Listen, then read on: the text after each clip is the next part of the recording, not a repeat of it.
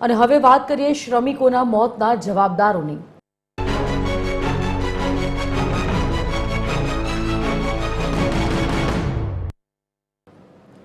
અમદાવાદમાં દાણી લીમડામાં 3 શ્રમિકના મોત મામલે 2 આરોપીની ધરપકડ કરવામાં આવી છે। ફેક્ટરી માલિક નૌશાદ શેખ અને કોન્ટ્રાક્ટર જિગ્નેશ પુરબિયાની ધરપકડ કરાઈ છે। ગઈકાલે એમકે ક્રિએશન કંપનીમાં ગેસ ગળતરથી મોત થયા હતા। પ્રકાશ પરમાર ટાંકીમાંથી કેમિકલ બહાર કાઢતા ગેસ ગળતરને કારણે બેભાન થઈ ગયો હતો। પ્રકાશને બચાવવા અન્ય 2 શ્રમિકો સુનિલ રાઠવા અને વિશાલ રાઠોડ પણ ટાંકીમાં ઉતર્યા। ત્રણેયને ઝેરી ગેસની અસર થતા તેઓ મોતને ભેટ્યા હતા। કેમિકલ ટાંકીમાં સોલિડ વેસ્ટ પણ ભરેલું હતું। ગેસ ગળતર થતા પ્રકાશ ટાંકીમાં પડ્યો હતો। 3 શ્રમિકોના ગેસની અસર થતા મોત નીપજ્યા હતા। ટાંકીમાં પ્રદૂષિત કેમિકલ ભરેલું હતું ત્યારે 3 શ્રમિકો ડૂબી જતા ગુંગળાઈને મોત થયું હોવાની પ્રાથમિક માહિતી મળી છે। મોતનું ચોક્કસ કારણ એફએસએલ રિપોર્ટ આપ્યા બાદ જાણવા મળશે।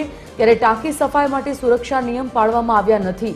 અમદાવાદ શહેરના દાણી લીમડા વિસ્તારમાં કપડા વોશિંગ કંપનીમાં સીવેજ સફાઈ કરવા ઉતરેલા 3 શ્રમિકોના મોત થયા છે।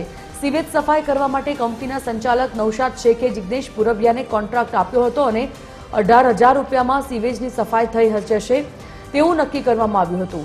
સૌપ્રથમ આ 3માંથી એક શ્રમિક દોરડું બાંધીને નીચે અંડરગ્રાઉન્ડ સીવેજ ટાંકીમાં ઉતર્યો હતો, પણ તેને ગેસની અસર થતાં તેને બચાવવા માટે અંદર અન્ય 2 શ્રમિકો પડ્યા હતા।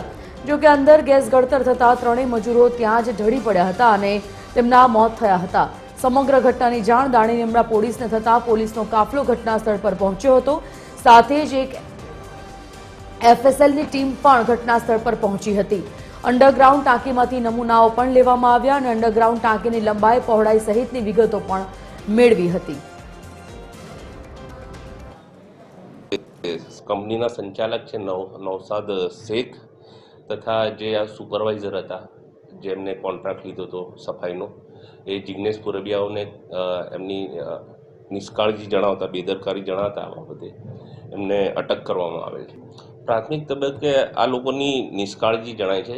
જે પાણી ટાંકી સાફ કરવા માટે જે સેફ્ટી ઇક્વિપમેન્ટ્સ વાપરવા જોઈતા હતા નથી વાપરેલ, જે અનુસંધાને દાણીલીમડા પોલીસને ગુનો દાખલ કરેલો છે BNS 105 મુજબનો ને હાલ એમને અટક કરવામાં આવેલ, હાલ તપાસ ચાલુ છે।